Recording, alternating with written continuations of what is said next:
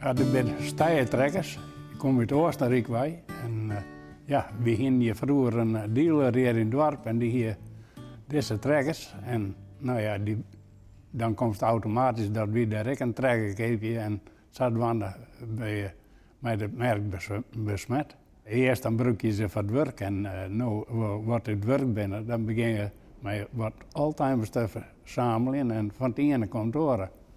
Als er één is er op lijst, dan ben er 10 en zo komen er meer. Zo gaat dat.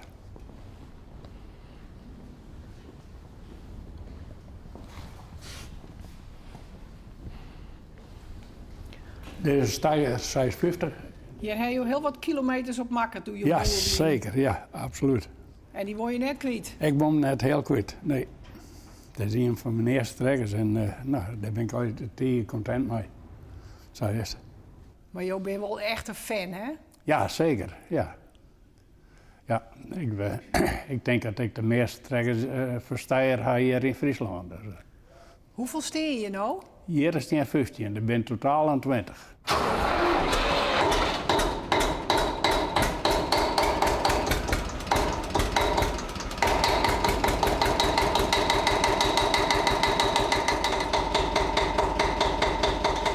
Wat mooi loert net!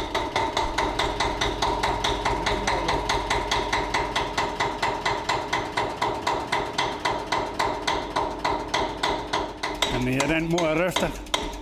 Dus, hartstikke mooi.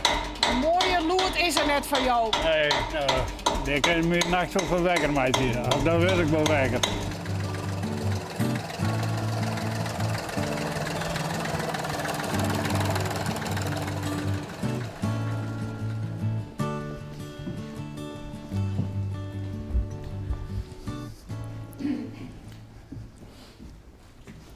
Dit is een Steyr 180A, 2-cilinder. Nou, verder een hele degelijke trekker. En hier hebben wij bij de Bergopbest, bij de Grootglokner. Ja, want met deze trekker ben je hem dus naar Oostenrijk geweest, want daar komt hij ook bij, hè? Ja, op een vrachtwagen. En we gaan totaal weer met 25 man.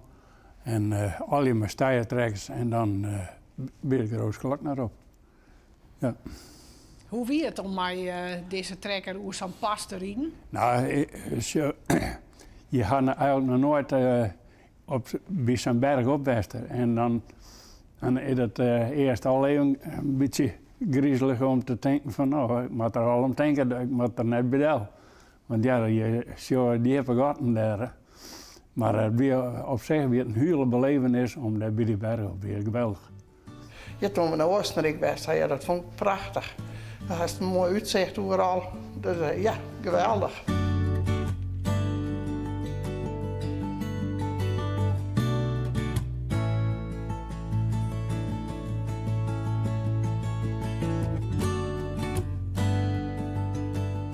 Wat stiet je nou nog meer in dit museum?